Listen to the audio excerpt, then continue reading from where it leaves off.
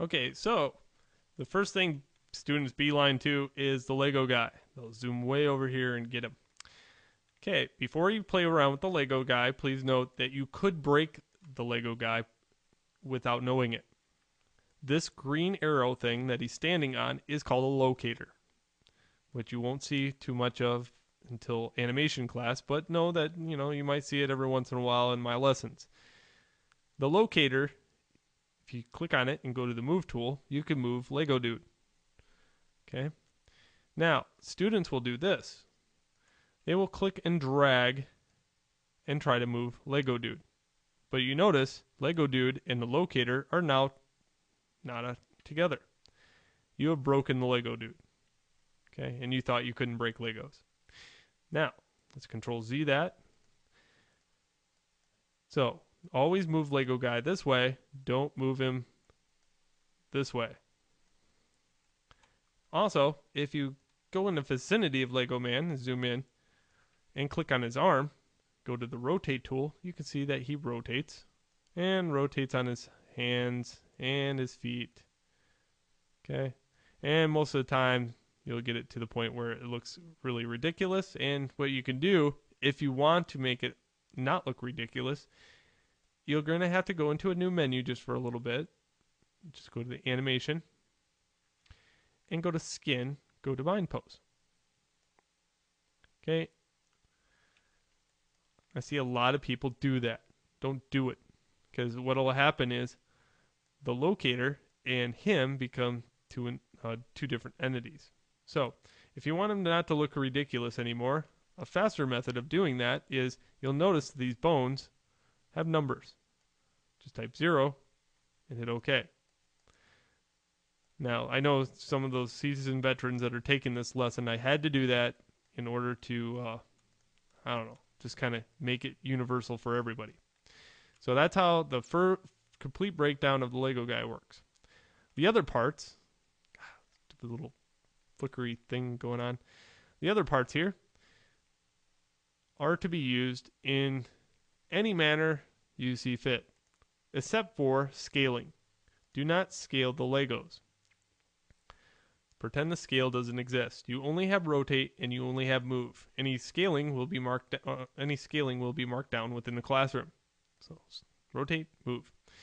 Now, here's a little tip. If I click on a Lego and hit F on the keyboard, it zooms in on that piece. Notice I can quickly get around my scene that way. Another thing here, if I rotate around, you'll see that my playing field, which is over here, is way over here, and my part's way over here. Okay, we must keep all our Legos on the playing field. Okay, these are where I'm going to be building stuff. This is where I'm going to be keeping them building. Okay, here, I want this piece over here. So I can hit Control D, move it, and I can move it over here, right? Wrong. Actually, if I went to move it over here on the grid, you'll notice that it's not even close to the grid. It's just floating in space, and it gives the illusion of it being on the grid. Okay, so what you could do is go to the Snap to Grid and snap it over into this neighborhood. And look at there. It's now on the playing field. So usually what you have to do is go out here, get a toy, Control D it to duplicate it, and then snap it to the grid. Alright, so let's zoom in on these two parts. Hit F on the keyboard and you'll zoom in. And we can kind of snap this one to the center. Notice it does that. If I grab it in the center, it'll snap to these center marks. Here, let's put this one on top. Okay, you're seeing that it's having a hard time with this because Snap to Grid is on.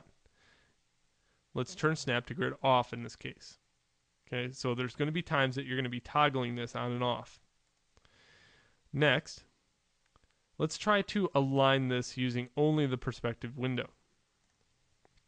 Okay, and we can get it pretty close. But what you're going to find out is in this lesson, I made it so you have to utilize all the views. If you hit spacebar and we'll go to the top view, you can see I can quickly navigate my top view and align this here in the top. And then I can go jetting to my front or side and align it here. And I can line it also here. Remember, F also works in these views. Okay, so now that one's perfectly lined up with the outside.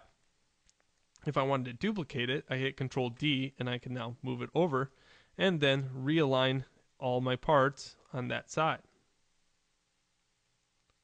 Okay, so I'll tell you a little bit more about this in the next movie where I move some more parts over here and then send you on your way with the lesson.